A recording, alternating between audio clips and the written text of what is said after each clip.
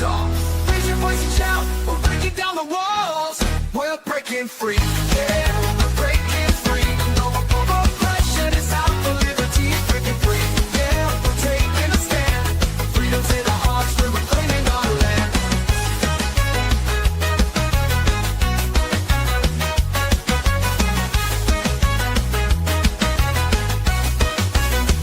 They try to silence us, but we won't be tamed.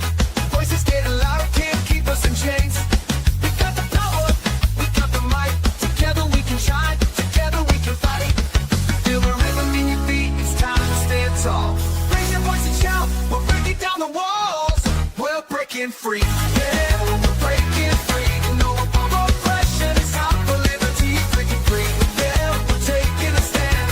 Freedom's in our hearts, we're reclaiming our land. They try to silence us, but we won't be tamed. Voices getting louder, can't keep us in chains.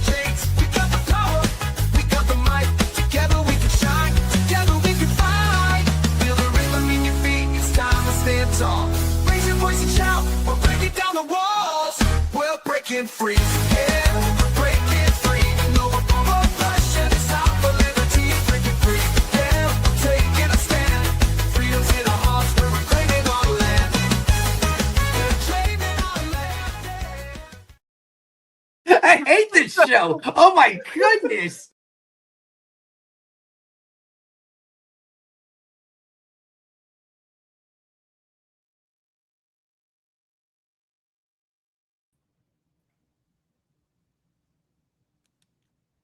All right. Welcome, everybody, to Are You Smarter Than a Politician? This is your gateway drug to liberty. Tonight, we're asking a simple question. What does government really cost you? Not just taxes, your money, your privacy, your choices, and your future.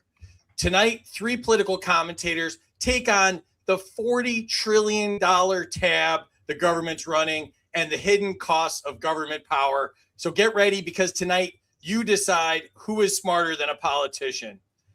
Joining us for the, 100th time, he's a two-time winner, so that's not a very good average, but he's a good friend of mine, Marcus Matthews. He's the host of the Black Powder Podcast. That's on Thursdays at 9 p.m. Eastern on all the channels, and you can follow him on X at Black Powder Pod. How are you tonight, Marcus? I'm doing swell. Thank you for having me on. I look forward to great competition with these two gentlemen, and I want to say hello to everybody in the chat, and thank you for the points. I really look forward to a great discussion tonight. Thank you. Your mic's a little quiet again, but don't do the other thing that you did backstage and blew out all of our ears. Don't do that thing again.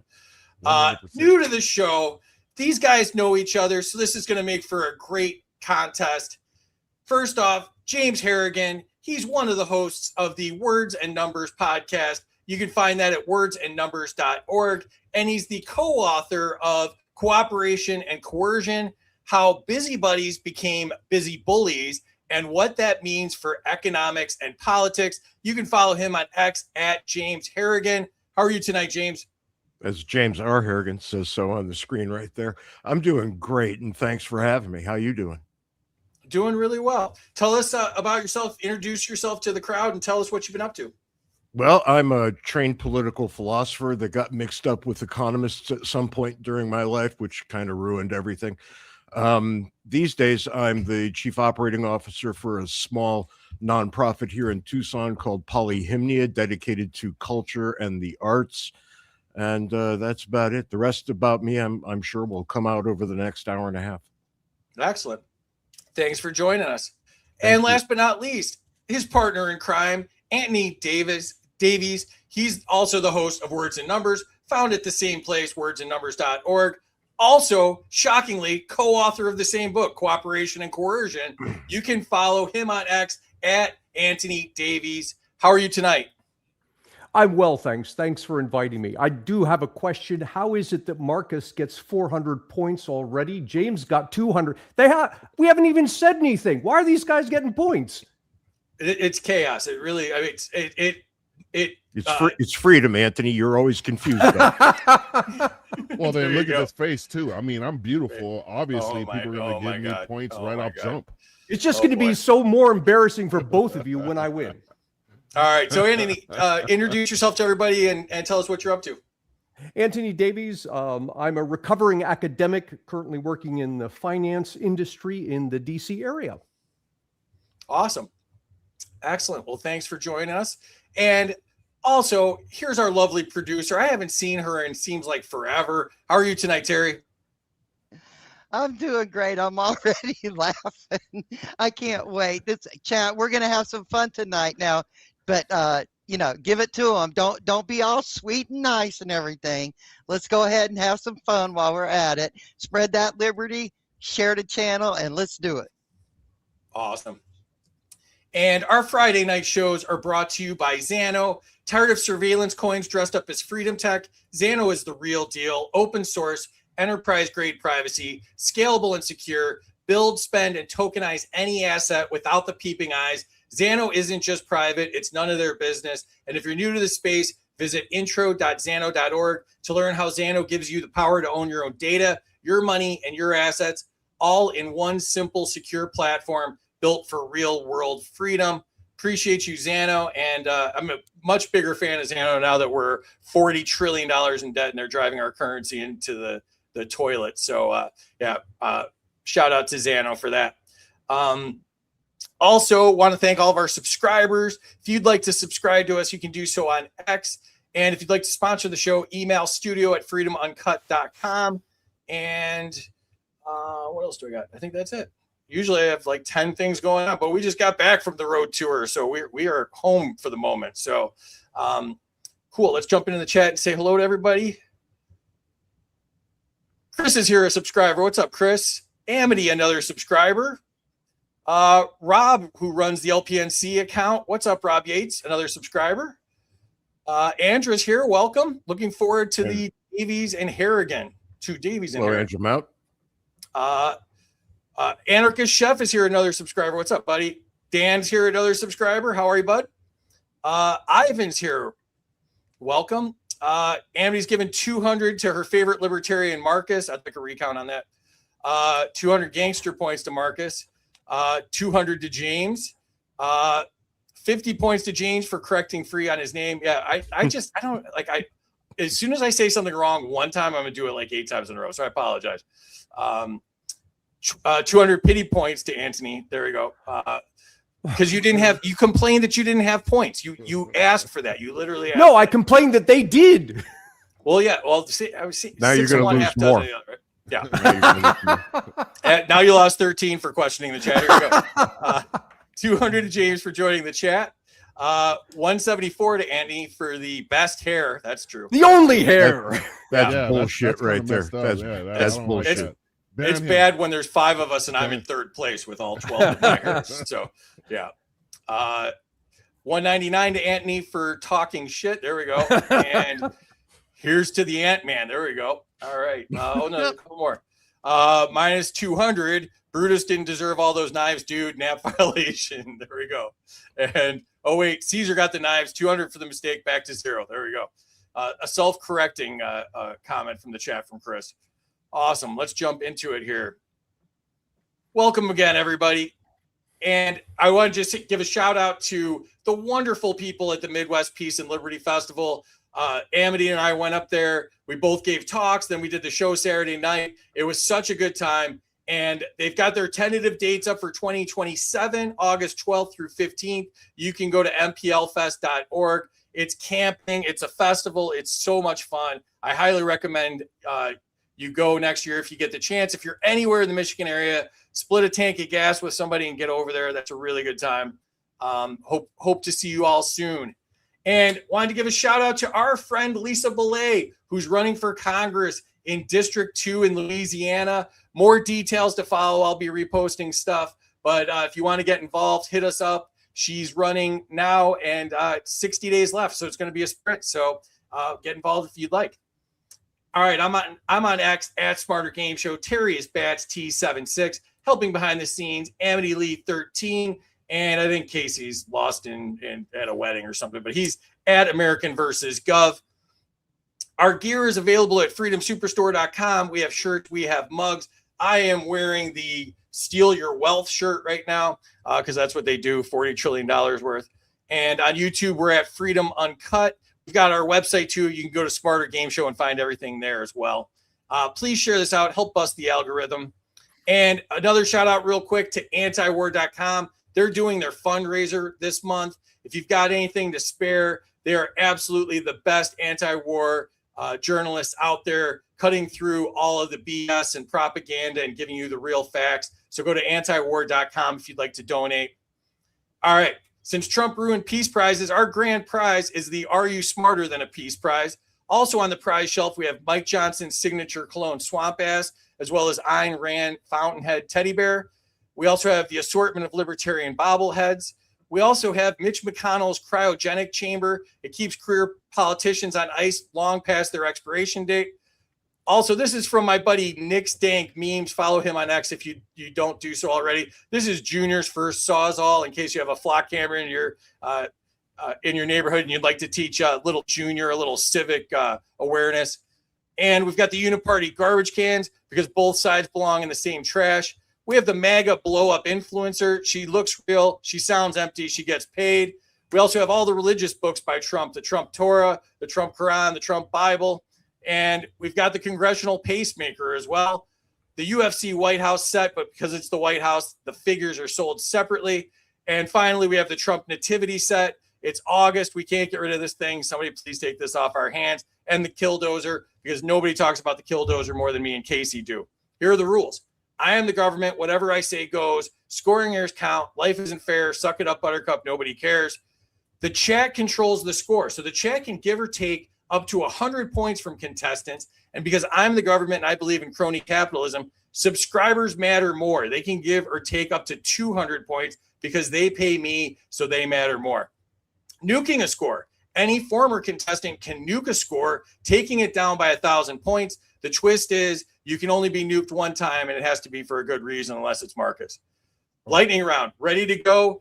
We'll put Terry in the back. She handles the chat and the score. Make her life extremely difficult. Thank you, Terry. All right, first question of the night to you, Marcus. Category is, shockingly enough, the $40 trillion debt. Is either major party serious about the national debt? I mean, obviously not. What's funny to me, and I was thinking about this when it's that 40 trillion hit, they only have a problem with the debt when they're not in power. And, you know, you're seeing that from the Democrats right now. And I'm just like, are you guys paying attention? Which they're not. So long story short, they both suck. Vote Libertarian. That is true. All right. James, to you. Is the 40 trillion is 40 trillion in debt a national emergency?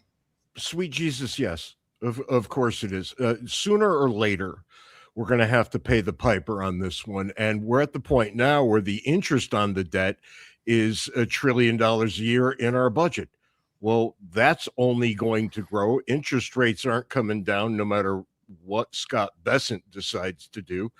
And sooner or later, and probably sooner, you're going to see our monetary system collapse as a result of chronic mismanagement. And when it does, they're going to be weighing dollars just the way they weighed money in Venezuela.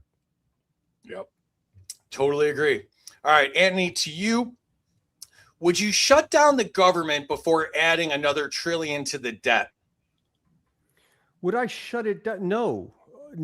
As tempting as that might sound, take it seriously for a moment. You shut down the national government and all of a sudden you've got a bigger problem, as big as the $40 trillion debt looks. And granted, I'm not saying it's small, it isn't.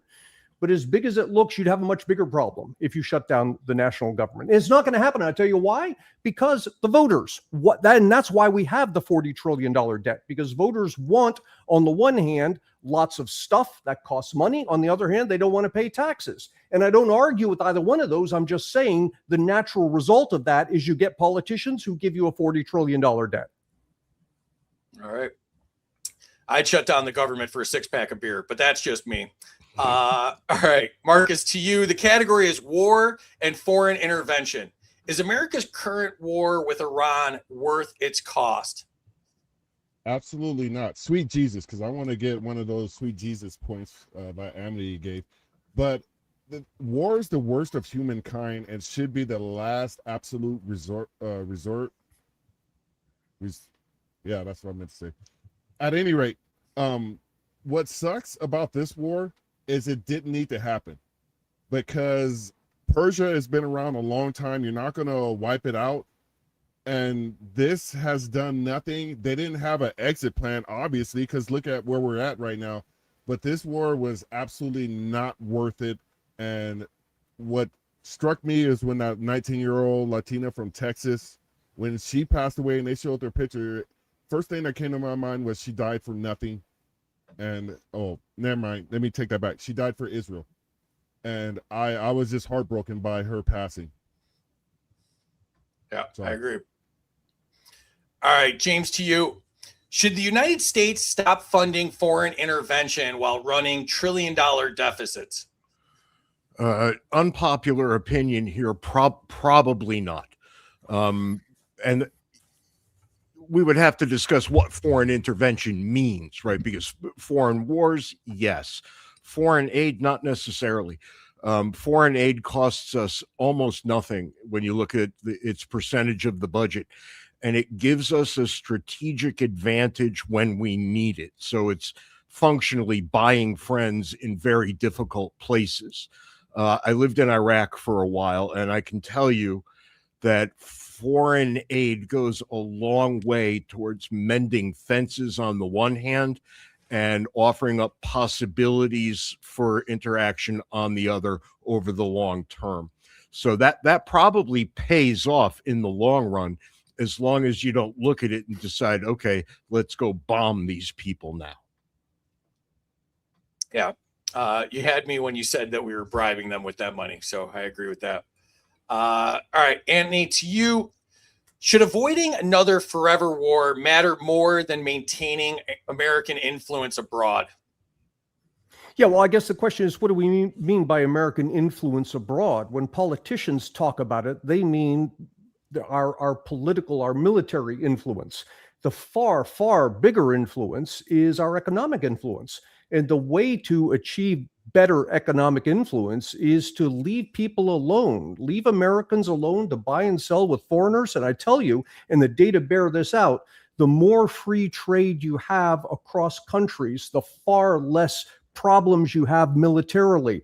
We've been dealing with Cuba for however many decades. That would have been, we would have put paid on that 50 years ago if instead of setting up a blockade, we airdropped Coca-Cola to them. Yeah, I agree. I'm allowed to cut in one time, right? Well, yeah. Well, you can add on if you don't want to debate them. You can add on if you want. I don't want to debate him exactly. I want to emphasize the point, because American pop culture has done more to bring the world together than any military ever could, right? We should be exporting our culture wholesale. If you put a McDonald's in the middle of Cuba and sent them MTV back in 1985, communists would have been as hard to find there as they are to find in Texas. Yeah, I agree. All right. Back to you, Marcus. The category is your tax bill. Do Americans pay too much in taxes? Sweet Jesus, yes. And it's what's really disgusting about that was explaining, for me at least, was explaining taxes to my kids. And this was very young, because, you know, they get birthday money, take them to the store and they want to buy something and they think they have enough. And I was like, no, you don't have enough because there's taxes. And they started asking that question at a very young age. And I had to tell them it's the government taking your money for nothing. And they understood it almost immediately that the government had no bearing in their lives to take that money. Well, they never have any bearing in our lives to take money, but my kids learned that at a very young age. And we got to have some form, unfortunately, of, you know, the government in its limited form, some way to fund it, but they're just taking too much damn money. Rent is too damn high too. So I want to throw that in there. Thank you. Vote Libertarian.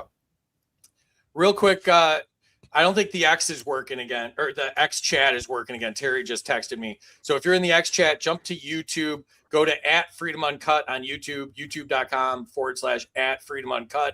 Join us there. Sorry if you're in the X chat, not our fault. StreamYard sucks. And it's a paid service, so it's kind of crappy. All right, James, back to you. Is income taxation fundamentally unfair? Fundamentally unfair? No. Unfair as it's practiced? Absolutely. The United States ran on between 2 and 4% of GDP per capita for its entire history until the progressive movement started in 1910. From that point forward, the slope just goes like this. It goes straight up and it shows no sign of topping off. And at this point, we're all paying what, 43% of all of our income in state, local, and federal taxes already. So when you're talking about 2%, hey man, I'm on board. I'll give you 2% to run the government. When we get up to 40, I think the answer has to start becoming go fuck yourself. And for some reason, the American people don't ever say that. So my suggestion is a simple one. At the end of every year, let's have no withholding. And on December 31st, everybody has to write a check for what they owe. We'll see the taxation regime go down the tubes in minutes. Definitely would.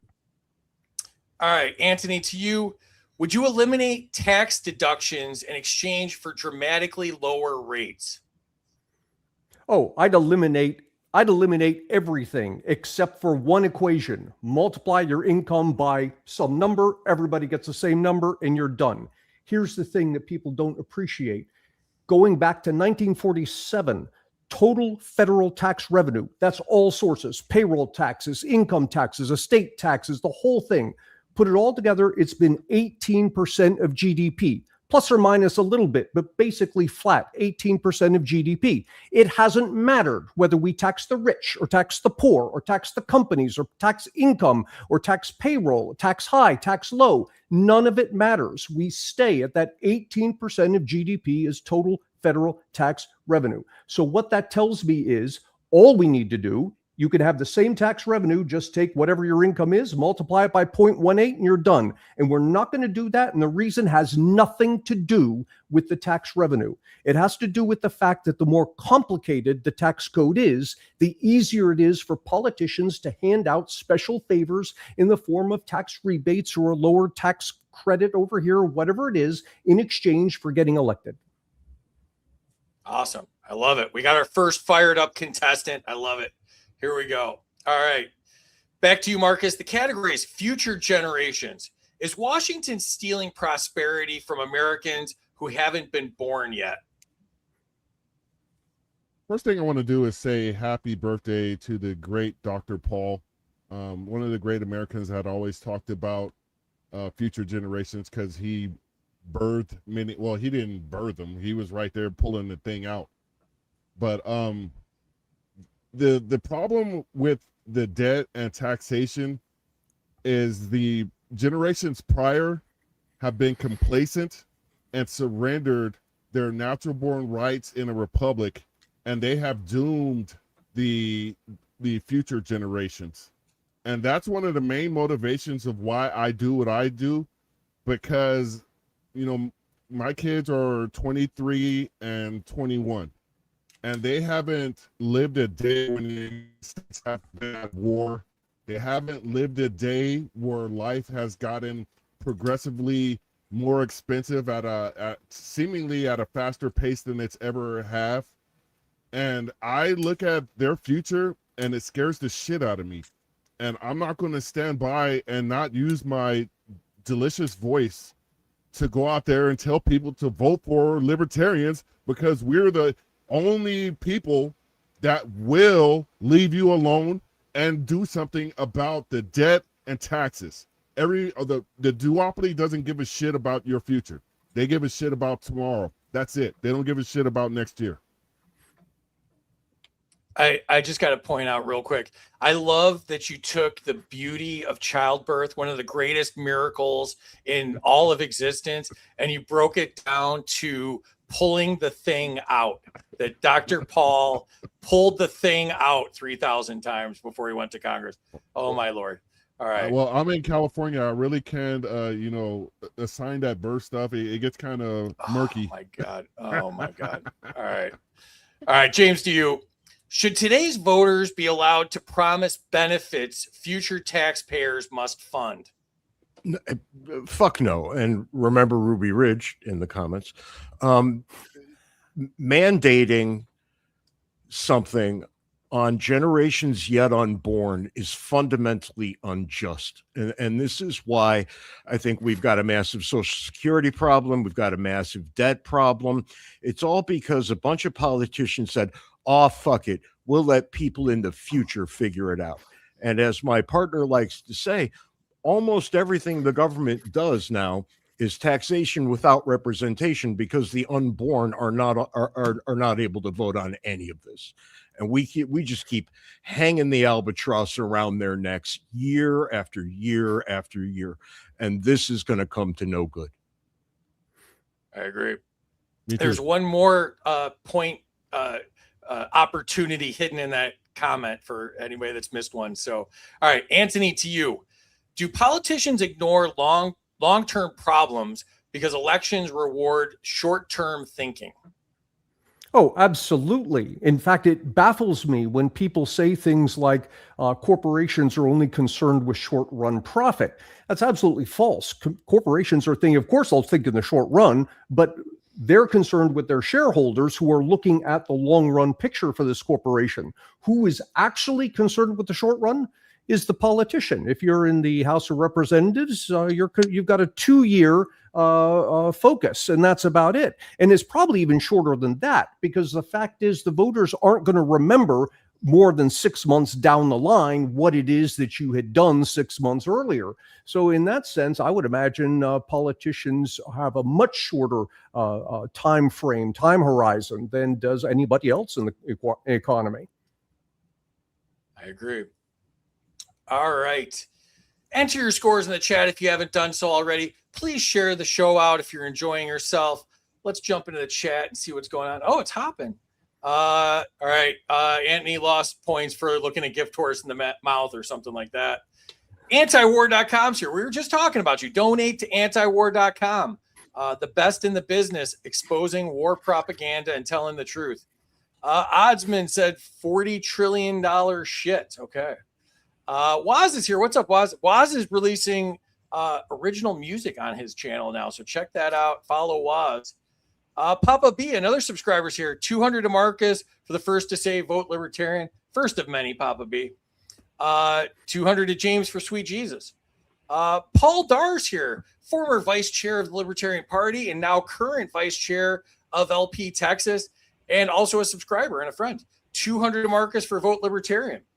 Minus 100 to Antony for shut it all down, or for not saying shut it all down in that case. Minus 100 to Marcus for the Dodgers hat. Go White Sox. That I agree with that. 112 to Big Black Baby Sweet Jesus. But I'm gonna guess that's to James. That might be to James. I'm not exactly sure. Come on, man. I'm pretty sure that's for Marcus. Oh, it might be Marcus. Yeah, it might be Marcus. 100 to Marcus for the answer on war. 200 Marcus, sad for her passing. Also, yeah, that was terrible. 200 to Antony for open all trade. Anthony Durazio is here. What's up, buddy? 50 to Marcus for wearing his sunglasses at night so he can he can watch you weave, then breathe your storyline. Is that the whole daylight in here? That's even weirder than I remember it being. That's crazy. 200 for airdropping Coca-Cola to Antony. There we go. 200 to James for exporting pop culture, free market instead of government intervention and influence. 200 McFriend points to James. 200 to Marcus for being a good dad. Minus 100 to me for blaming StreamYard. No, this one actually was not my fault. This is literally not my fault. Usually 99.9% of the time, it's the government's fault or my fault, mostly the government, but this one's StreamYard. 200 Marcus for vote Libertarian. I think I did that one. 100. Are these scrolling? Sweet Jesus points. Oh, 121 to James and the taxation regime. 100 to the dog from last week. What was the dog's name? George or something? I forget what it was. Last week we did the show outside at the Midwest Peace and Liberty Festival. We had dogs. We had kids wandering around. One of the contestants, Ryan, jumped in the lake. It was pretty awesome. 200 to James, to GFY, to the government. 200, we were awarded these. 200 to wish Ron Paul a happy birthday. Nobody wished Joe Strummer a happy birthday. And then we did get the Ruby Ridge one. 100 for the first person that makes a Penn State cocaine joke. Yeah, that was a crazy story. 200 to Marcus for the Dr. Paul shout out. 100 to Marcus, RE, children growing up under endless war. 28 to Marcus, your voice is delicious. I don't want to say these things, Rob. I do not want to say these things. LOL, Dr. Paul's service summed up only like Marcus can. He was right there pulling the thing out. 200 dork point. Mark for Liberty's here. What's up? Oh, that's Papa B. 200 to Marcus for Duopoly sucks. 200 to James for Remember Ruby Ridge. 115 to James for the Coleridge reference. 200 to James for a shout out to the unborn. 100 to Antony for because he does have really excellent facial hair. There very distinguished. And Antony does again. We got it again. So there's a lot on the facial hair there. So people are enthralled by the facial hair. All right, let's. Where am I here? Did I lose it? There we go. I feel like I've never done this show before. It's like number 114, and I'm all discombobulated today. All right, let's check out the scoreboard. Marcus in the lead. I'd like a recount on this. There's a hanging chud somewhere. 35-90.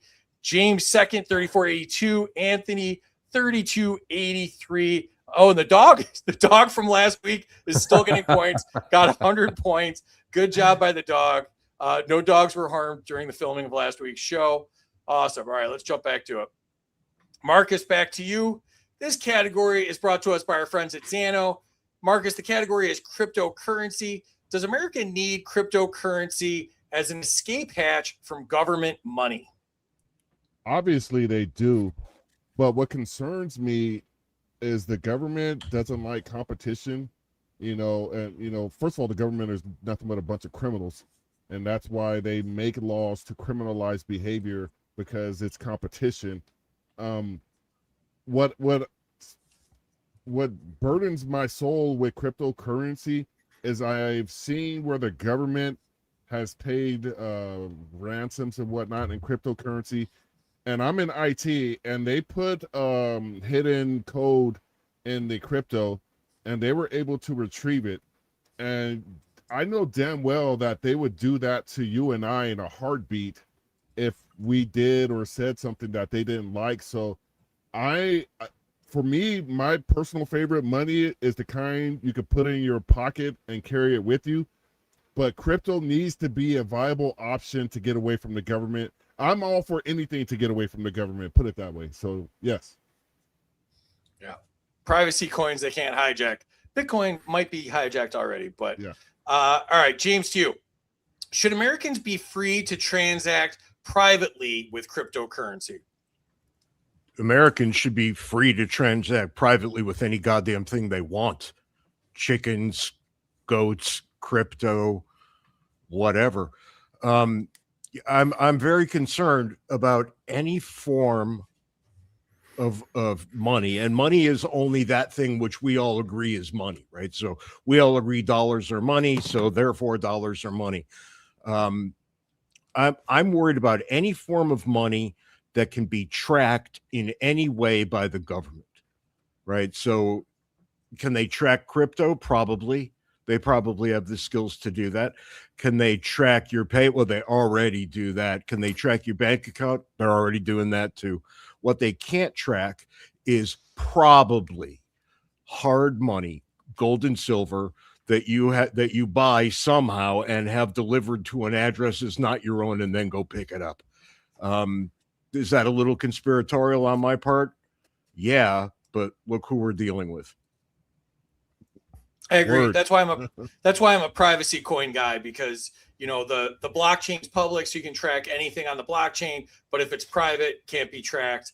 Much better solution. Nobody needs to know how many tanks I bought or where they happen to be, that kind of thing. So, all right, Antony, to you, could cryptocurrency eventually make central banks less powerful? Maybe. It depends on the type of cryptocurrency we're talking about. The nice thing about cryptocurrencies like Bitcoin, for example, that's not the only one.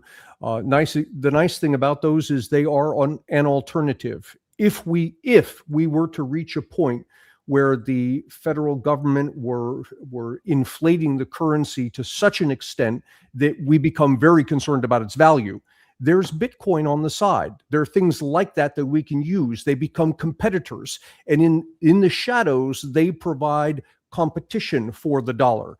The thing we need to be careful about is a different type of crypto that's the digital dollar. The digital dollar combines the worst parts of a government currency and a digital currency. It's something the government can control and the government can track and just take. If the government decides we're going to impose a 50% tax on everyone, if your money is in digital dollars, they can just reach in and take what they want. Forget about filing your taxes. I agree. You're actually cheating ahead in the deck of questions, but I like it because I agree with you 100%. So, all right, Marcus, to you, category is digital money. Would programmable government money be a threat to freedom? I would like to submit Antony's answer to this question. You're just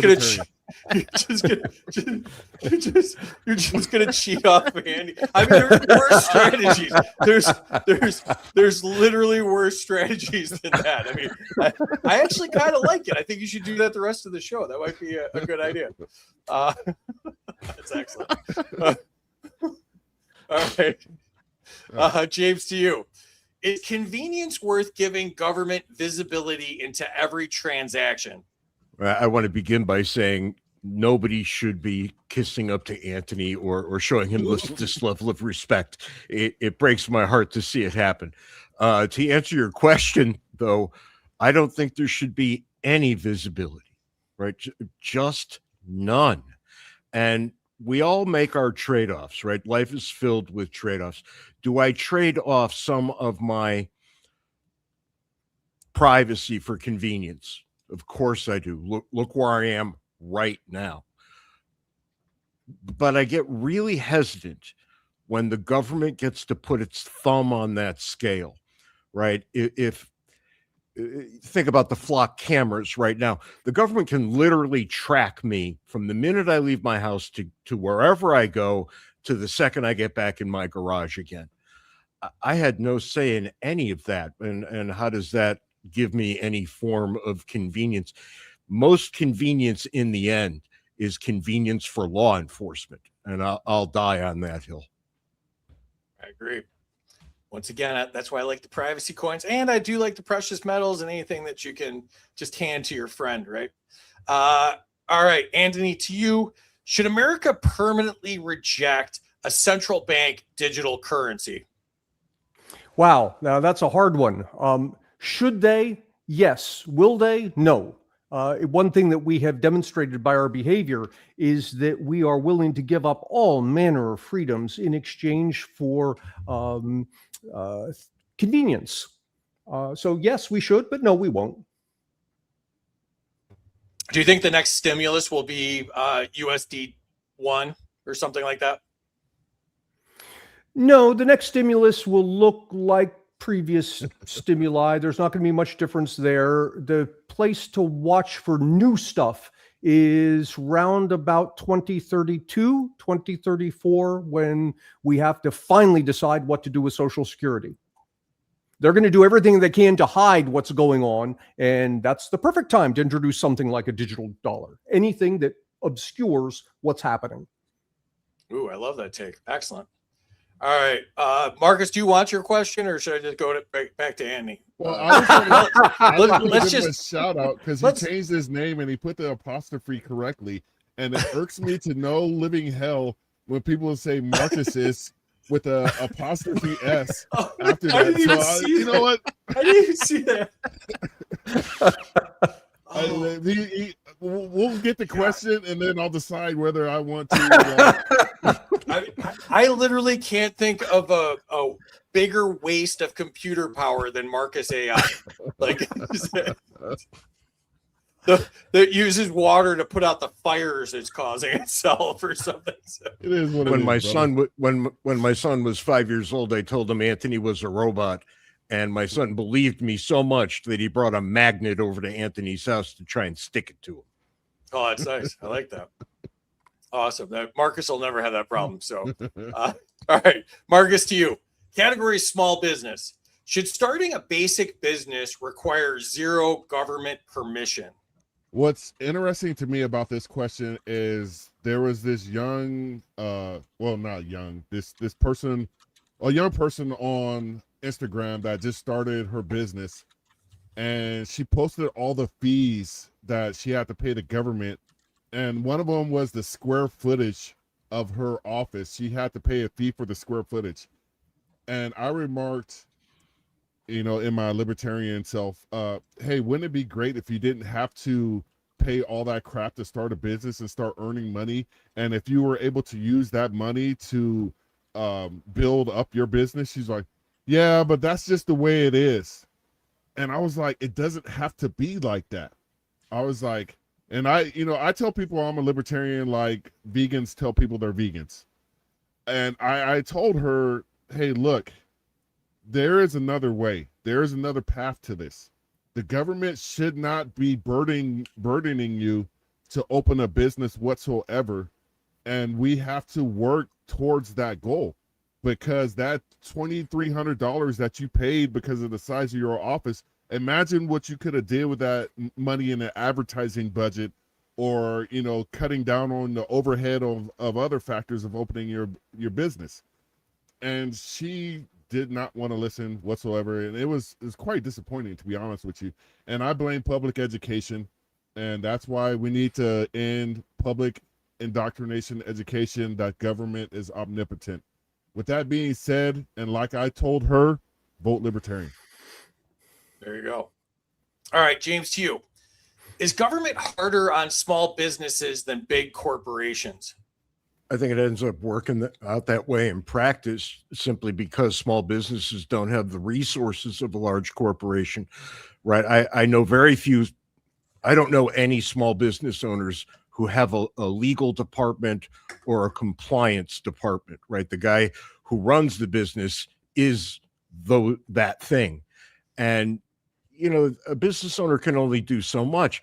And I think Marcus's answer before was instructive, right? People don't understand how difficult it is to negotiate the waters that the government has polluted so badly. And I also blame public education, which is why I homeschooled all of my children, to raise up three little rebels that'll end up talking a lot like us at some point in the future. But my heart goes out to small business owners right now, especially in the states with extraordinarily high minimum wages. It's damn near impossible to have anything left for yourself when you're done. And you're in the act of creating something. And you can't create enough to support yourself because of government. And government only destroys things. It doesn't create. Government only takes and then gives to its preferred cronies. And the small business owners are never the preferred cronies. Totally agree. All right, Antony, to you. Would eliminating red tape create more opportunity than another government program? Oh, absolutely. I love to quote my favorite president, Ronald Reagan. The best thing government can do is get out of the way. Government is fundamentally not in the business of innovating, of being efficient. That's not what government's about. And I'm not sure we want government to be about that. Some of the worst governments in history have been the most efficient ones. But what government is particularly not good at is anything that involves innovation, that involves business, that involves catering to consumers, figuring out what people want. Leave that to businesses. And the best way the government can do that is to get off of their backs, both in terms of taxation and in terms of regulation. Can I interject Great. real quick? Yeah, well, I just want to point out Reagan was my favorite senile president. But go ahead, Marcus. Government is good at innovating death and destruction. That is one thing government in any form it's ever manifested itself in. It has always been good at destroying people's lives, both physically and financially. Yeah, I'm gonna push back a little bit there. I don't disagree with you, Marcus. However, even there, free markets show us that the market can do it better. Organized crime actually is better at it than the government, and that's the free market version of government. Well, I mean, we could debate that point the rest of the night because I still think government is organized crime. But yeah, I see your point, brother. Hold on a second. Let me ask Marcus AI who makes more money, the government or organized crime. Let me ask quick. All right, go ahead, James. Oh, wait, yeah, I want to jump in on this. The most horrifying, terrifying thing in the world, and I'm a political scientist, I've studied this my whole life, is an efficient government. That's the very last thing you ever want. The American government, if you read the Constitution, it was designed to be incredibly inefficient. And that's the best possible outcome for everybody.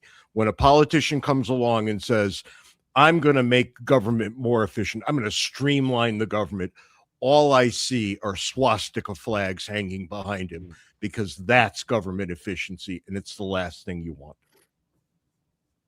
All right. The Grok says governments make far more by a wide margin, about $38 trillion a year. So they waste it all. So it's not pure profit, so I guess that could be debated. So, all right. Now I've lost complete track of where we were. Whose question is it? We're back to Marcus. Okay. Marcus, question is to you. The category is corporate welfare. Should profitable corporations ever receive taxpayer subsidies? No corporations should receive a damn thing from me, you, your mom, your cousin Lucy, anybody. Government, it should not be in the business of picking winners and losers. And I recently heard a Republican say that, and I was taken aback. I was like, how the hell? The hypocrisy is astounding. But government, the problem with that is government is the problem. And we can't afford the bullshit anymore. Vote libertarian. All right, James, to you. Should government ever pick economic winners and losers? Didn't I just say that? Yeah, I believe Marcus did just say that, and I'm going to say it again.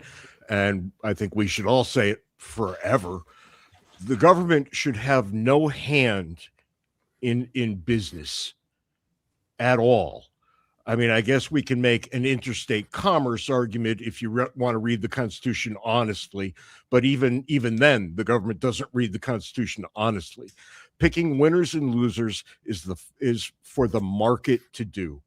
If Pepsi made a better product, I'd be drinking that, but Pepsi makes a horrible product, so I drink Coke. If Coke made a really good 0-calorie thing, I would, well, look, they do, and I do drink it. I get to choose. Now, if Antony wants to drink Pepsi, that's on him. And everybody gets to live with their own decisions. We don't look to the government to steal from the people to pick winners. It's fundamentally immoral, and it's a terrible idea besides. Definitely is. All right, Antony, to you. Should taxpayers bail out companies considered too big to fail? No, first off, there is no such thing as too big to fail.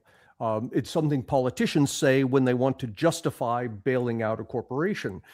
Give you a very good comparison. Pittsburgh and Detroit, both of them hit very hard times. Today, Pittsburgh is a hub of innovation. It's growing. It survived the 2008 crisis better than any city in the country. Detroit's a wasteland. What's the major difference? The major difference is when automobile industry hit the skids, the government bailed them out. When steel hit the skids, the government didn't. Now, the difference is Detroit had a short-term win because they had all that nice government money coming in. But what happened is that government money upheld, kept alive a patient that should have died. And because the patient was alive, it's eating up resources that entrepreneurs can't use. In Pittsburgh, the patient died. And it was hard. It was hard for a number of decades. But what happened was entrepreneurs came in, innovation came in, and something new grew out of that, what was left. That's the difference. That's what you get when you bail out. You get a short-term win, which is what politicians want, but it comes at a long-term, much larger cost. So, quick follow-up question. Can we Pittsburgh or Detroit, DC? Can you repeat the question? I was just joking. I said, can we either Pittsburgh or Detroit, Washington, D.C.? Can we give them that, decades of I'm heartache? Team Pittsburgh on that question. Yeah, well, I'll tell you, D.C. is the example of the biggest bailout that has ever been in the history of humanity. That's basically what the federal government is, except that unlike Detroit, for example, that has to go hat in hand looking for the money, the government just sends its thugs and takes what it wants. Yeah, very true. All right. Back to you, Marcus. Categories localism and agorism. Can people solve more problems without government than politicians admit? Wholeheartedly they can. The thing about politics should always be local. I really don't want to hear anything about any federal government on a daily basis like we're inundated with right now. What I want to hear is why my local city council has put up flock cameras. I want to hear why my local government is just was running a $1.2 million deficit after they bought a helicopter in a 43 square mile city with one of the lowest crime rates in Southern California, all in the name of keeping us safe, when crime is actually socioeconomic, and this is not a area that is suffering high poverty rates or whatever else in those that type of factors are.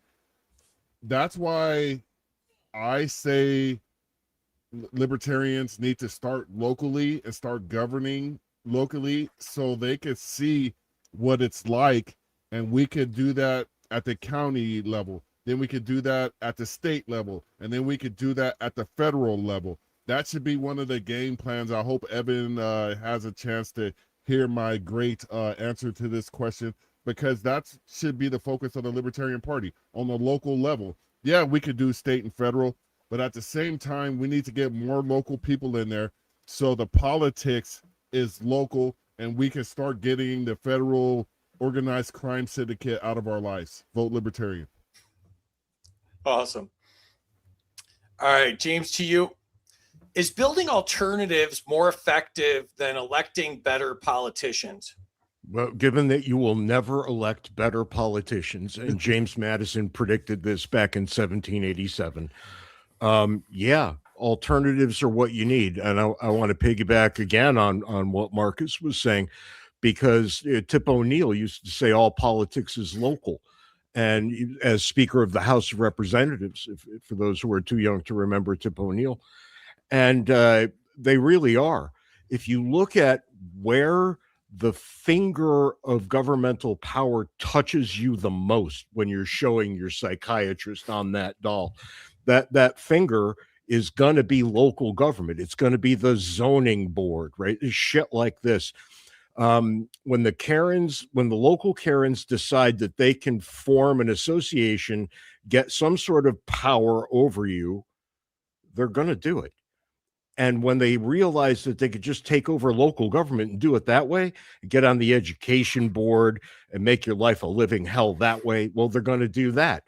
And the only way to start fighting so massive a problem is fighting it where you live, where you are. We're not going to go to DC and have some kind of rally and everybody's going to go, oh, these folks were right all along. we're going to take over the school board and take a look at the curriculum and say, you know what? Fuck this, fuck that, and fuck you. We're going back to what used to work. And we're going to do that over and over and over again. And I would say electing a rational mayor is probably more effective on a day-to-day basis to your life than getting a better president the next time around. I had to write that down. The "Where did the government touch you" doll will definitely be on the prize shelf next week. So I totally appreciate that. I got to tell you, man, I wanted every single one of those prizes you showed. So if something that came out of my foul mouth can get on that list, that'd be great. I wrote down. That's awesome. I wrote down FT, FT, FY. Fuck that. The funny thing is, James, I did those prizes for like, I can't even tell you how many shows, and no one said anything about them. So it was just like this weird thing in my head that I just kept doing, and nobody said they liked them, they hated them, or anything. I just kept doing them. So I love them, and I want to buy them for my friends for Christmas. You keep doing that. Spike, in a moment of distress one time, said he's like 15,000 in if I manufacture something. So I'm not going to hold him to it, but he said that one time. So we could probably talk about that. That's a business opportunity right there. Yeah. There we go. All right, back to it here. Antony, to you, can parallel economies meaningfully reduce government power? Not parallel economies, parallel governments. They can meaningfully reduce government power. And that's exactly what the founders had in mind. And that's what they built. And we've screwed it up. The founders built, we talk about the separation of powers of the executive and the judicial and the legislative, completely overlooking the larger separation of powers that the founders created between the states and the federal government. The states were supposed to be the place where the majority of governing went on, and those states were forced to compete. As those who do it well will attract people. Those who do it poorly are going to lose people. We've got examples of that today in California versus Texas, for example. The founders set that up. We screwed it up, not totally, but partly when we decided that we should have direct election of senators. The Senate was never meant to represent the people. It wasn't meant to be a democratic body. It was meant to represent the interests of the states. The senators were elected by the state legislators, and that created an entire arm of Congress answerable to the 50 states. We destroyed that when we essentially made it into a super version of the House of Representatives. But why not parallel economies? Parallel economies, I guess I don't know what you mean by that, because there's economy is the economy. Any economy outside of, the government controlled economy. So, black markets, here we go. Trade with neighbors, any of that stuff. Yeah, and I would say, okay, so I get what you're saying. I wouldn't call those parallel economies. I would call it a portion of the economy from which the government has been excluded. And does that reduce government power? Yeah, but not nearly as effectively as parallel governments can reduce government power. If you want the beautiful example of parallel governments, look at planet Earth. Right? People say that, well, there's no such thing as anarchism. It would never work. We operate in an anarchic environment at the country level. There is no world government here. The individual governments are running in parallel. They're competing. We could be doing that internally within the United States as well. Yeah, I always say that we basically live in anarchism right now with randomly enforced laws and, punishments and stuff like that. I mean, you could go buy pretty much anything anywhere and most likely get away with it. Just every once in a while they catch somebody doing it, and they may or may not get in trouble depending on if you live in Beverly Hills or if you live in Marcus's neighborhood. The punishments are different. So, all right, cool. Back to it. Marcus, enter scores. Let's check out the chat. Share this out again if you're enjoying this. Oh, the chat's hopping. Marcus got points for singing. That's no good. Annie makes me think of Equis, most interesting man in the world. 200 beer Give points. Townsend 100 points. There, he's a good guy. Great friend of mine. 100 to me for coming up with enthralled all on his own. Did I say that? I don't know. Yes. New rule: anytime none of y'all make a point in the round, I'm giving my points to the dog from last week. No, I like that, Anarchist Chef. You do that. 151 to James for Americans should be free to conduct business in whatever way they want to, and another 40 for chickens and goats. Okay. 112 to James for trading livestock. There was a lot of livestock in that answer. Points to James for buying stuff with chickens and goats. This is turned into like Old McDonald or something. I don't know what's going on here. But James gets the 200 points for this round. There we go. All right. And 200 to James for the goats. More goats. Points to James for the tinfoil hat while he was doing something with a goat. And 134 to Antony for just saying no to CBDCs. 200 to Antony for the picture behind him. I don't know what it is, but it reminds me of stained glass, and it's beautiful. What do you got behind you? People like to critique everybody's offices. What's that behind you? It's a Chinese etching of some description, and I'm revealing my ignorance. That's as much as I know about it. That, and it reflects the light in front of me. There you go. All right. Chinese etching for the win. Here we go. Nice. Points to Antony because he's super smart. And points to James for the stainless steel hat. Points to Antony for Marcus's answer. Oh, that was a little switcheroo there. Marcus did not get the points. Antony got the points. And 200 Bogart points to Marcus for stealing the answer. Net so it zero. evened out for Marcus. And 200 to James. No visibility. It's none of the government's damn business. There are no solutions, only trade-off. 200 for the first person to say whose quote that is. Milton Friedman. Friedman is correct. 200 to James for mentioning flock mass surveillance. 168 to Antony and 32 to Marcus. Oh, now we got some co-op happening. I hope it's voluntary. That's all I have to say. They can track you from the glare off your dome, James. 175 invisible points. 200 to AI Marcus for good grammar. 200 to Antony for trolling Marcus. 100 to Antony for answering unasked questions. That happens sometimes on the show. Government should not burden us. Points to Marcus. Points to Marcus's friend for quoting Bruce Hornsby. Points to James for homeschooling. Small business owners carry a big burden. Points to James. Points to Antony. Government should get out of the way. Points to Marcus. Government is organized crime. Points to James. Homeschool. I was homeschooled. Turned out just fine. Angela is a wonderful human being, so I believe that 100%. The mafia isn't 40 trillion in debt. I think you win that argument, Chef. 200 hungry hypocrisy points to Marcus. I'm in favor of that, whatever that meant. Points to James, fuck Pepsi. Government should not pick winners and losers. Points to Marcus, James, and minus 100 to me for not catching it. Was it the same question twice? It was just similar, I think. I think you just segued into it. I said it earlier. Yeah, I guess so. Yeah, I mean, I write like a million questions a year. I mean, sometimes I screw up. Points to Antony for no bailouts. William's here. What's up, buddy? My friend and a subscriber. Points to me, the best damn game show on the web. Thank you, William. Horse plop. Points to the first person who says agorism. Agorism. Oh, that must have been a tie. How about to the person who could define it? Oh, I heard you. Go I for heard it. you. I heard your keys clicking when that word came up. I heard them. Hey Siri.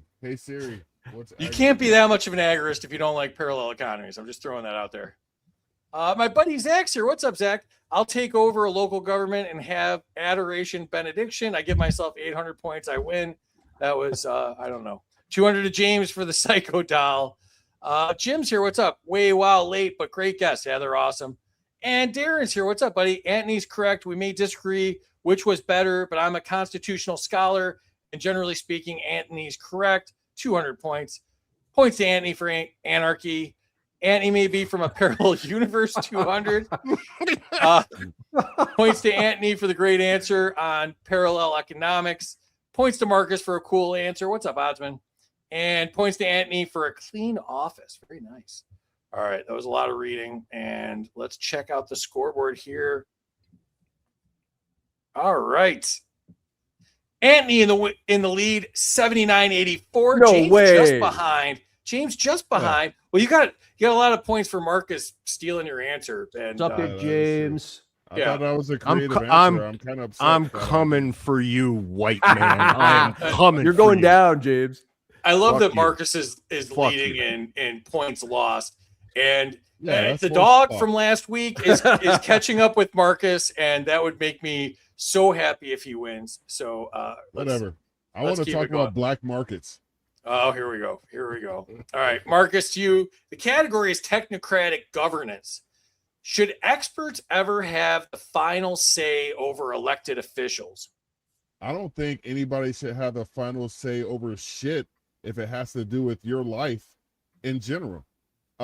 Experts, you should go and get your own opinion from the so-called experts, and you should ignore every goddamn thing a politician tells you because it's all bullshit and lies.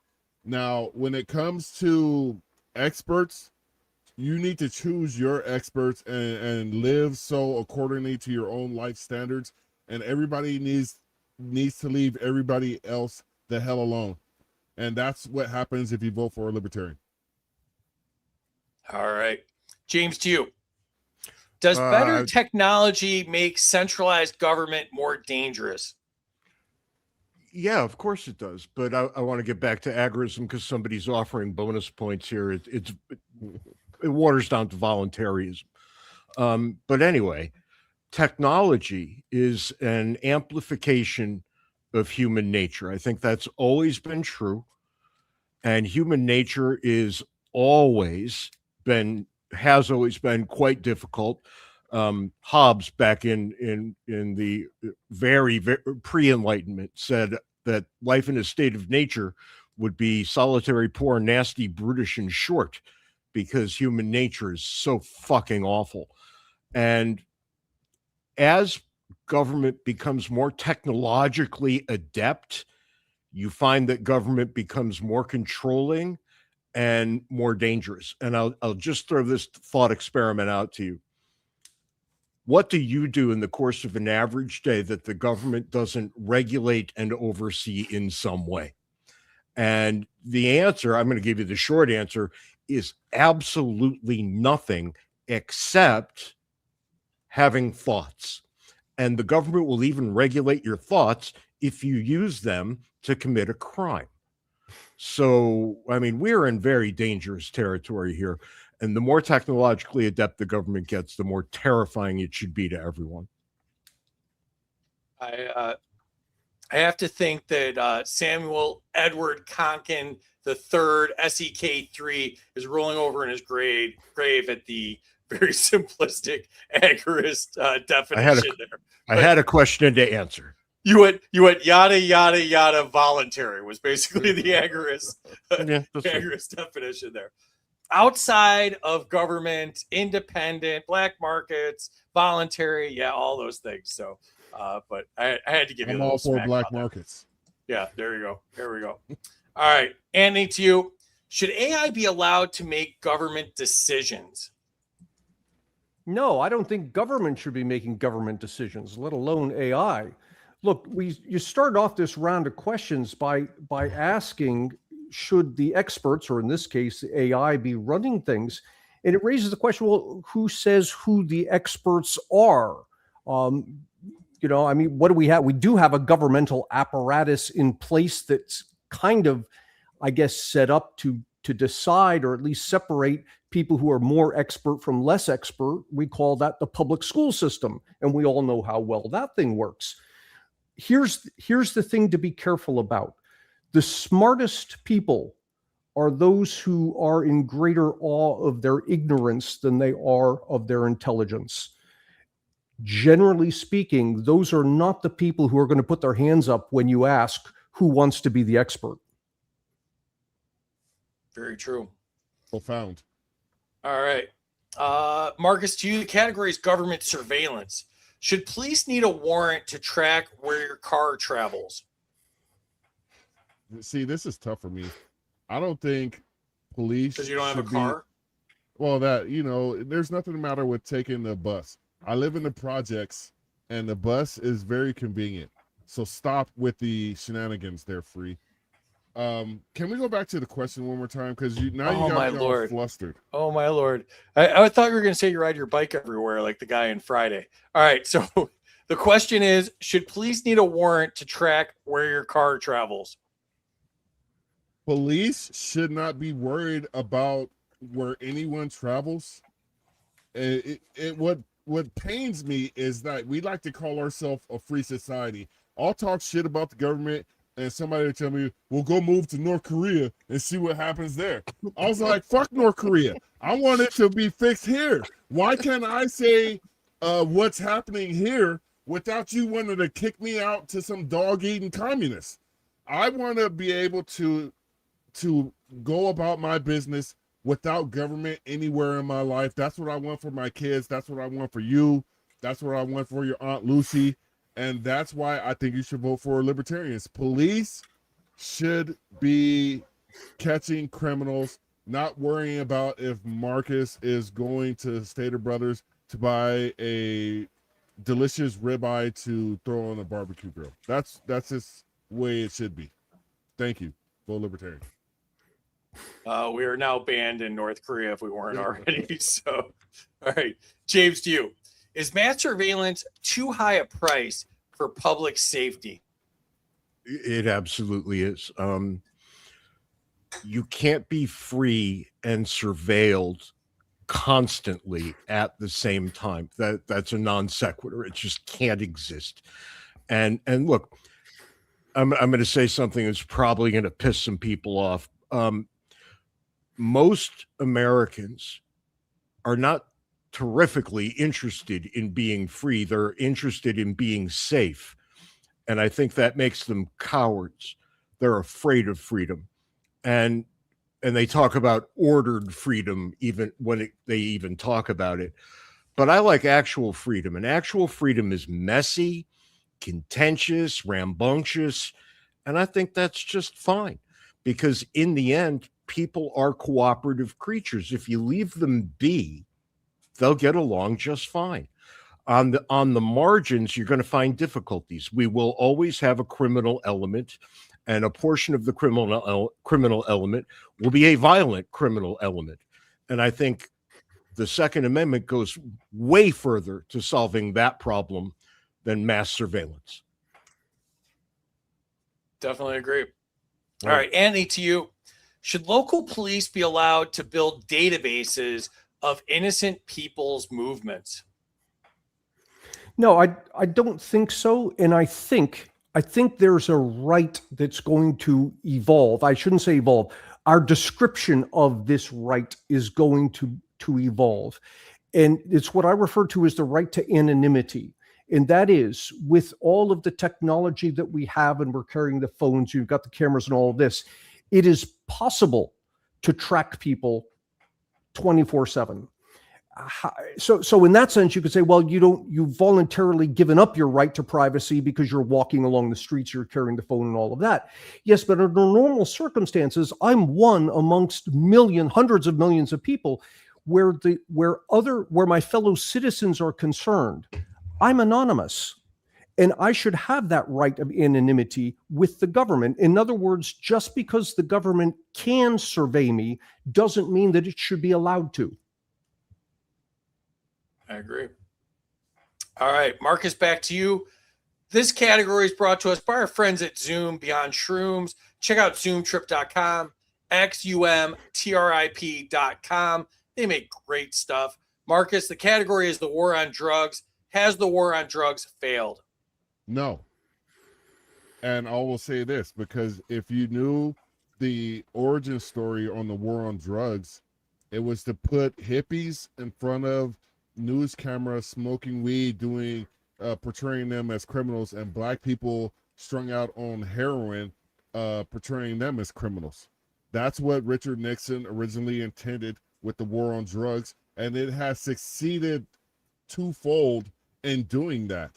And the way they have demonized it, like what happened in Texas recently, where you'll go to jail longer for 2 grams of weed than molesting a kid.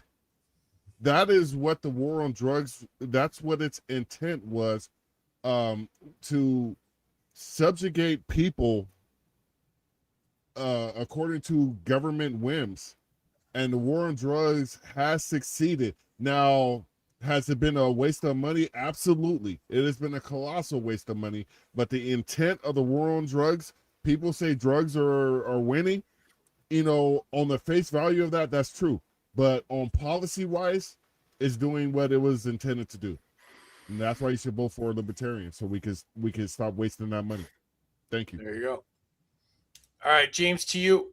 Should drug possession ever put someone in prison?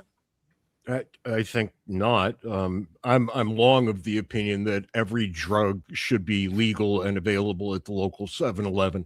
So putting people into prison for possessing something that they want to possess that harms no one but themselves, and even that quite rarely actually, is, I think, patently absurd. And you see that with legalization of weed as it goes across the country. The United States of America did not become a post-apocalyptic hellscape the minute weed was legalized, as was predicted far and wide. Well, okay, why are we still putting people in prison for literally anything else that they want? It would be like the government deciding it didn't want you to have bookcases anymore, and you went out and bought a bookcase and got caught with it coming home. Where's the fucking harm in a bookcase? Well, where's the harm in mushrooms? I'll be damned if I know. All I see with mushrooms are benefits. And beyond that, simply, even a destructive drug, which I think cocaine is a patently destructive drug, if people want it, then they should have it. And we should be honest about these things. We're either going to let people be free or we're not. And if we decide that we're not, why is alcohol legal? It's the most destructive drug of all. And yet that's the one that we all turn our backs to. So, I mean, the entire thing is asinine from cover to cover. Absolutely agree. All right, Antony, to you. Does prohibition create more violence than drugs themselves? Yeah, absolutely. And how it is we didn't learn this from the alcohol prohibition is beyond my comprehension. All of the stuff, you see it now in, the movies about the 1920s and so forth. All of the stuff about the rise of organized crime and the people being gunned down and all of that was precisely because we made alcohol illegal. As soon as we turned around and we made it legal again, we had that problem largely disappeared. So too with drugs. Drugs are one of these things. James and I wrote in our book, Cooperation and Coercion. We have an entire chapter on this. We called the war on nouns. We had the war on drugs. We have the war on poverty. We have the war on terror. We have the war on COVID. These are things that politicians love because they never end. You never declare victory in these wars. And that's great for politicians because it means that they can keep funneling money to this thing, from this thing to people who are going to vote for them. So yeah, the war on nouns basically benefits government and politicians. Catch Totally me later, Darren. But I want to follow up on that for just a second, Ant. Go for it. If you add up what we have spent on the wars on nouns, I'll give you one guess what the number is. It's about $40 trillion. Wow. Yeah. How about, ain't that some shit? The exact amount of our massive debt that we will never be able to pay off is directly attributable to our endless wars on nouns. Yeah, and I'll give you one more. One of the wars on nouns is a war on poverty. We have spent, adjusted for inflation, since the war on poverty began, we have spent $20 trillion fighting poverty. For that same amount of money, we could, since 1962, have been cutting a check for $10,000 every year to every poor person in this country. That would have dropped our poverty rate to zero. It could have been at zero since 1962 for the same amount of money that we spent for the war on poverty. Yeah, Reagan said it himself. We had a war on poverty. Poverty won. Yep. Well, to the war on nouns, the violence associated with all the war on nouns has truly affected almost every person across the globe whether it be the actual violence or some sort of political reforms that were placed upon human beings, like I said, all over the world. So this war on nouns is you guys very eloquently put it. It has been a horrible plague on mankind. It's disgusting, truly. Totally agree. All right, let's get back to it. Next category, anytime we do gun rights, I'd like to point out Dexter Taylor shouldn't be in jail for assembling legal gun parts. So go give on his Give, Send, Go give to Dexter Taylor. Hope he's going to get out soon. So Marcus, the category is gun rights. Is armed self-defense a fundamental right? You don't even need armed in there. Self-defense is it's an inherent right to all of mankind. You know, you don't necessarily have to be armed to defend yourself. It helps a lot, especially as I am approaching my 27th birthday. I'm not as spry as I was when I was 18, but I will say this: I am a firm believer in 2 to the chest, and if you still got it, 1 to the head. Because self-defense, if it's you versus I'd rather it be me. I have too much to live for. I have too many people counting on me. And if self-defense, that type of situation arises, you know, it has to be biblical level violence that you need to be able to provide. You know, I would show what I'm looking at like directly in front of me, but I don't want us to get banned off YouTube since we can't comment on X. I am always ready for that smoke. So don't fuck with the kid. And libertarians believe in absolute Second Amendment principles. So vote libertarian. Thank you very much. I agree with that. And thanks for not getting us kicked off of YouTube. And well, you guys kicked out of North Korea, so that's a wash. Damn it. All right, James, to you. Should states have to honor one another's concealed carry permits? Well, yes, but on the other hand, we shouldn't have to have permits from our states to carry weapons. The Second Amendment is pretty clear: shall not be infringed. A license is definitionally an infringement. Now, I know we have to live in the real world, and I'm kind of amused here in Arizona where I live. We don't have gun laws here. You can open carry, you can concealed carry. Nobody gives a shit one way or the other. But you can get a permit if you want one. You don't need one here, but you can get one if you want one for purposes of reciprocity, which should lead people to understand that we're dealing with probably a Byzantine set of gun laws in the United States.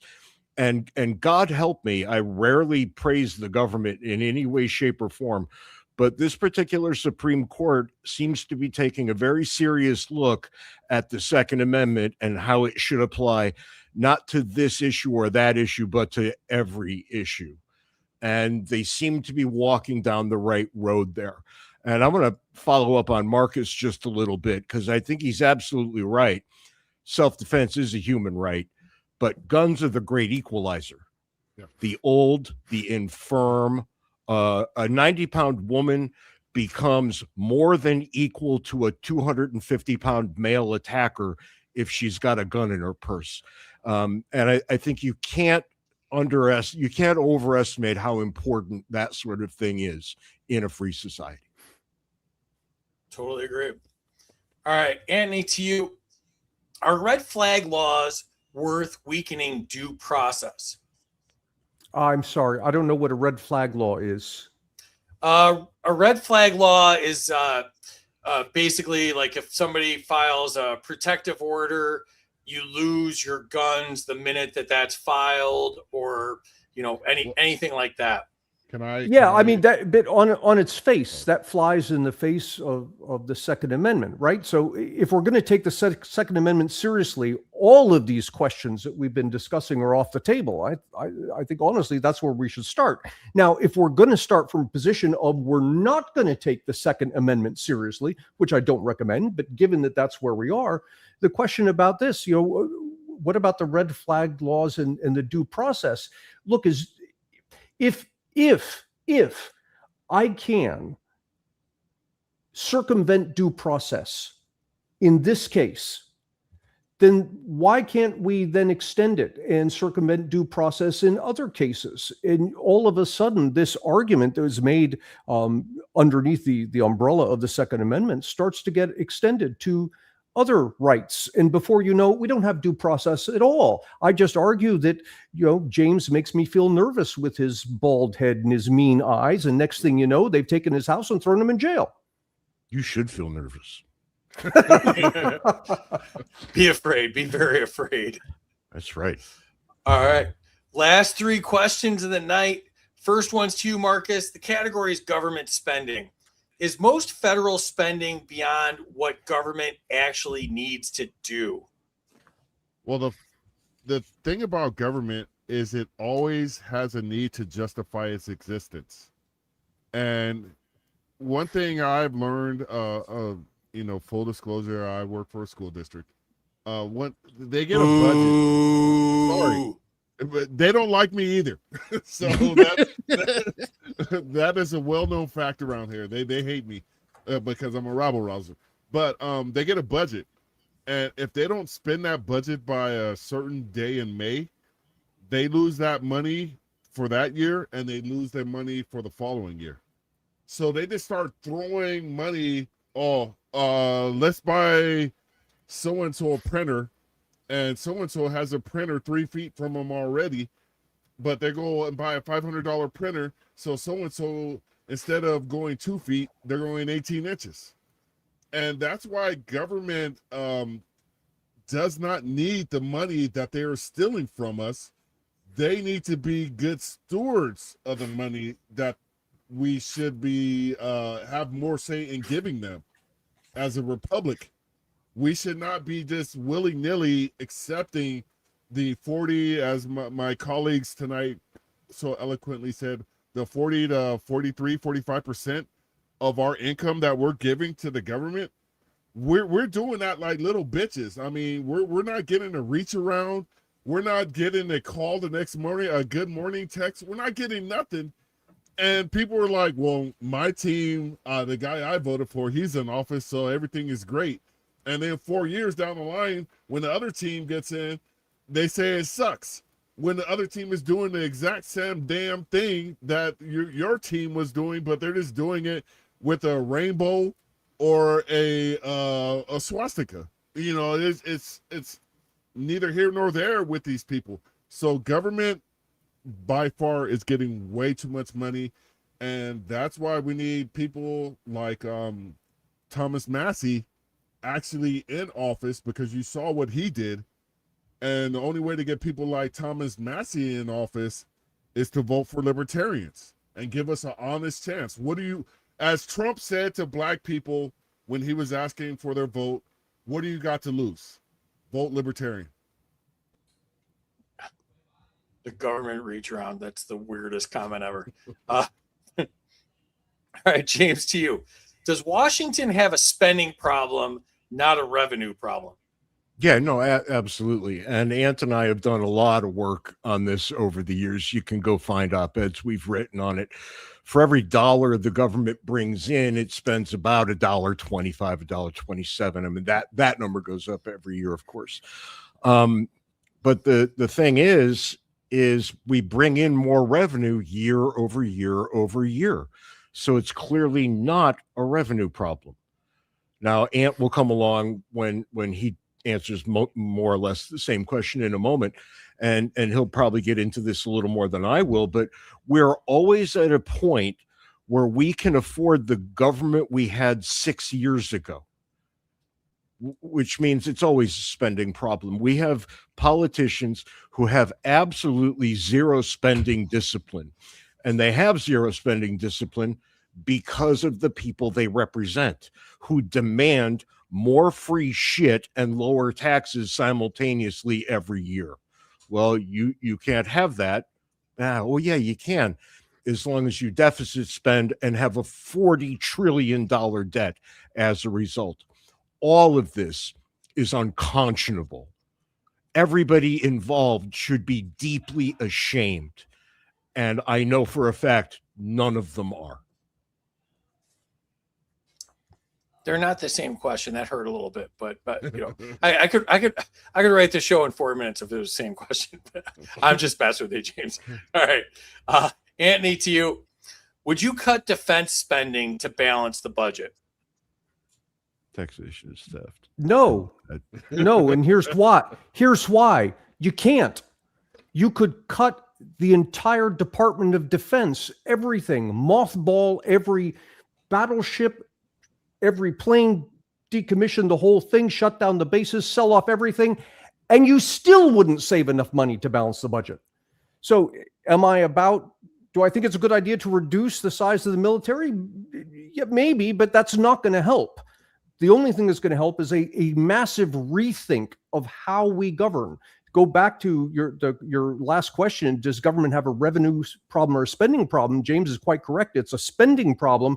I go a step further and say spending on what? It's not the military.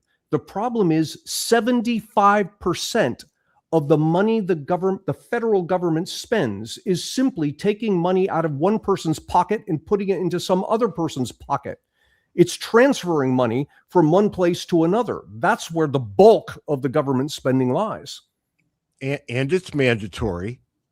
Let's not forget mandatory spending, Antony. And I'll go a step further, because I believe it's true this year. And if it's not, please correct me. I think we're spending more on interest on the debt than we are on the military. I believe that's correct. Yeah, and be careful. For those of you that are going to check this number, be careful, because the government reports net interest on the debt, which is the interest that it pays minus the interest that it earns. If you look at the gross interest on the debt, which is the thing we should be looking at, yeah, I can't remember the number. I believe it's the third largest line item. It's about $1 trillion, I believe. Yeah, which would put it in the ballpark a little bit more than the military. Yeah, the military asked for, Hegseth asked for $1.5 trillion. Yeah, he's never going to get that, because that's a doubling of what they're already going to get. Yeah, and that's nuts. And that's not even including the Iran war. That's something completely separate, which is mind-boggling when you really think about it, because then you're approaching 1.6, 1.7, $1.8 trillion for the Pentagon in a fiscal year, which is absolutely astonishing. It's unconscionable. Yeah. But don't forget, Marcus, we have to get the Strait of Hormuz open the way it was before we had this war in the first place. Before we closed it, in effect. That's right. All right, so Amity dared me to wear my White Sox Pope hat that we got on vacation in Chicago. That's a pretty cool hat. Yeah. So Amity dared me to wear it, so I did If it had a Red Sox logo on it, it would be perfect. It would be worthless. It would be absolutely worthless. You shut your Champs. Do you know where the Pope is from? Like we have champs. nothing on the south side of Chicago. We have the White Sox and we have the Pope. Those are the two things we have. They closed. You have some of the Jury's best. still out on the Pope. Hold on, you have some of the best marksmen in the United States on the south side of Chicago. So you need to give credit where credit is due. Some of the best ammo users. I wouldn't call them marksmen. They're really good at using ammo. Yeah. All right. I should have done this, but enter your scores in the chat. Please share this out one more time if you enjoyed this and you think people would enjoy the replay. We got a lot in the chat. Here we go. Points to anyone who can. Oh, we did that. Points to Marcus for being in third place. Thank you. Points to Marcus. Everybody leave everybody else the hell alone. Followed Antony on Twitter. Will it last? LOL. I think Darren's not one of us. So, but he's a great guy. I like him a lot. Points to Marcus. Points to James for the simple answer. James, the government doesn't regulate my bowel movements, but they do resemble them. You got points for that. Points to Antony. Government shouldn't make government decisions. Points to Antony for his demeanor and his well thought out answers.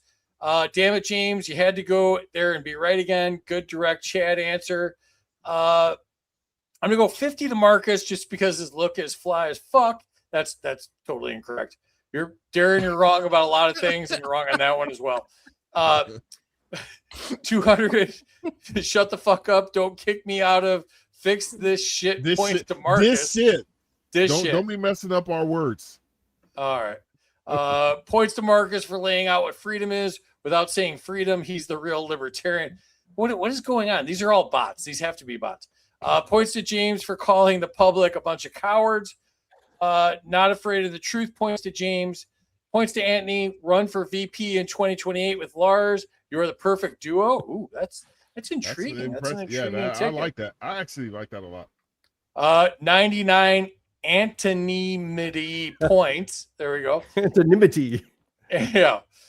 2 million points to Zoom. I'm a fan of that. Right to antonymity seems a bit nepotistic. Nepotistic. LOL, just K, anonymity. Oh my God. Chris, you killed me. Chris, yeah. I need a factory reset after this one. Anonymity is a natural right. Oh shit, it's another one. Here we go. I need Jesus right now. I need Jesus. Antonymity looks like a bad combo of Antony and Amity. Wait, that's my girl. What are you talking about? Marcus, the sad part of the Texas THC ban is the alcohol lobby bought that by buying Lieutenant Dan Patrick. One of the ugliest people I've ever seen in my life. The alcohol lobby's been behind the marijuana ban for like 60 years. So points to James. I need to get rid of this. It's hot and it's messing up my 2 hairs. Points to James, keep people out of prison for weed. Points to James for the benefit of shrooms. Points to James, cocaine is a hell of a drug. Rick James. Points to James, yes, alcohol is the most destructive drug. I see a lot of things with mushrooms, James, especially on Zoom. What are you taking? LOL. Liberty Shamrockers here. What's up? Points to Antony, war on nouns. Bronner's here. What's up, buddy? Sorry I'm late. Larry went way long tonight. Hope you all are well tonight. Larry's probably answering a question from a previous show, so I mean he's probably still talking about that. Points to Marcus, self-defense is an inherent right. Points to Marcus, you don't need arms to exercise your right to bear arms. You don't. Oh, Rob, you're killing me. Points to Marcus, 1 to the dome. You can't put puns in these like late into the show. I can barely read to start the night. Points to Marcus, self-defense is a right. Bad math to Marcus. We might be white, but we're not dumb. But 200 for the nice Liberty ramblings. Points to James. We don't need a permit. Shall not be infringed. Points to James. No permits. Points to Marcus. Points to James. Shall not be infringed. Andrea's here. What's up, Andrea? Points to Antony.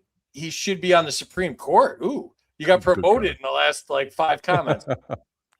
Points to Antony for making fun of James. Points to Antony for throwing shade at James. Points to Antony. Precedent is a cancer.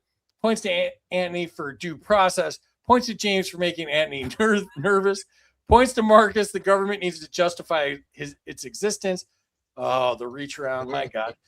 Points to Marcus for the good steward comment. Points to Marcus. Government should be good stewards of our money. Points to Marky Dark and the black market points. No reach arounds. Face being make me happy, damn it. Points to Marcus. Oh, D's here. What's up, D? Awesome VA. If you need a VA, check out D. 500 or whatever I can give to Marcus for his reach around comment. Points to James. It's not a revenue problem. Points to James. Government has a spending problem. Points to the first person to say taxation is theft and end the Fed. I already did. You already said that taxation is theft. Yeah. All right. Points to James for the taxation is theft. There goes your proof. Points to Antony. We need a massive rethink of how we govern. Points to Antony for transfer of wealth. Points to Antony for total understanding of debt and taxation. -50 for not ending the Fed. 200 each to Ant and James for a nice finish. Points to Marcus for being the only real gangster. I don't know what it is. It's not libertarian. It'll come to me. Points to Marcus. Oh, what is going on? All right, let's check the scoreboard one last time. See who won here. And James with the win. 12,410. Wow. Marcus just behind, A 12,325. razor thin margin. And Razor thin. the Honorable Vice President Antony just behind, 12,309. And the dog from last week still just at 200. Doesn't the dog want to throw his support to me? Yeah, that would have probably helped. So Andy, you came in third place. First time on the show. What'd you think? Oh, this was great. I had a great time. I want to come back. But not with awesome. James. Plug what you're doing and tell us where you can buy the book and everything. Well, James and I are on the podcast Words and Numbers. We come out every week. We've got something like 500 episodes in the bank. We have our book you can find on Amazon, Cooperation and Coercion, How Busybodies Became Busy Bullies and What That Means for Economics and Politics. Yeah, let me pull that up here. And you can find Antony on X, Anton Davies, and the book is Cooperation and Coercion. That's on there as well. And wordsandnumbers.org to probably find all that, plus their excellent podcast, which I love. Appreciate you doing this. Marcus was second place. What do you think, Marcus? I just want to give a shout out to my tonight's, well, I call them my colleagues, but growing up, I was a weird kid that just loved to watch PBS for the documentaries, and I felt like I've seen both of you guys in a previous documentary somewhere along the lines, because it was just like intellectuals. I was like, okay, Marcus, you're a dumbass. You're going to have to step it up a little bit tonight. And I want to thank both of them, because I didn't mind losing. I say that out loud, but deep in my heart, I did mind losing. But I didn't mind the competition tonight, because if you're going to compete, you want to compete against some of the best. And these two dudes, Antony and James, they're some of the best out there. They're great minds, and that's just what I picked up from tonight. Going forward, you can catch the Black Powder podcast Thursdays, 9 p.m. Eastern time, or as I like to call it, the weirdo time. We have Jeff Wadlin from the great state of Arkansas running for the Senate next week. This is one of those guys that we need to put forward as libertarians. We had Jessica Etheridge last night. She's one of those people we need to put forward as libertarians, because they're normal people and they present a great message. So that's where we're at. Shout out to all my co-hosts, Free, Amity, Rob Yates, Eric, Parker, and Tub, the Libertarian Wu-Tang Caucus, Liberty Forever. Thank you very much for tonight, Free. I really appreciate that, brother. Awesome, man. And like Marcus said, Black Powder podcast Thursdays, 9 p.m. the real time Eastern, and check him out on X at Black Powder Pod. And I give Marcus all sorts of crap, but we're really, really great friends. I respect the hell out of him. I just love giving him the business all the time. And it's especially fun when other people are laughing with me. So, but the big winner of the night is James. What do you think, man? I had a great time, and thank you for the kind words, Marcus, and I'll shoot them right back to you. It was my pleasure and my honor hanging out with you tonight, so hopefully we can do that again in some way, shape, or form one of these days. But I would be back for this 7 days a week, 365 days a year. This was a great time. That's a huge compliment. And once again, you can find their book, Cooperation and Coercion, and go follow him on X, James R. Harrigan. We had a couple typos tonight. Harrigan, sorry, my bad. So James R. Harrigan on X, and Words and Numbers podcast. Check out wordsandnumbers.org. Appreciate you all so much. And let's add Terry back. What do you think, Terry? Oh, what a great night. Everybody did a really good job. Sorry, chat, that I couldn't communicate with you tonight, but X wouldn't let me. Stupid old X. So I think that we're going to get a lot of great shorts out of this, and we will continue to be able to help people to open up their minds and let their liberty shine. And you guys were awesome. I will enjoy putting those out. Thank you very much. Awesome. And one last time, thanks again to our sponsor, Xano. Your privacy matters. Choose Xano, the leading blockchain platform that prioritizes confidentiality and security. And if you're new to privacy coins and you're into freedom, check out intro.xano.org. Thanks again to Zoom, Beyond Shrooms, and Plur, Beyond Molly. The website is zoomtrip.com, xumtrip.com. Thanks to all of our subscribers. You make this happen. We traveled a bunch. We've been doing a ton of stuff. We appreciate y'all. You can subscribe to us on X. And if you want to sponsor us, email studio@freedomuncut.com. And one last shout out to our friends at antiwar.com. They're the real deal. Independent news, critical analysis, anti-war perspectives, fighting the war propaganda and giving you the real news. If you want to donate to them during their fundraising drive, go to antiwar.com. And thank you to everybody in the chat. You guys make the show so much fun. Appreciate y'all. We'll be back next Friday and Friday, 8 p.m. Eastern. And we'll see y'all then. Peace out, y'all.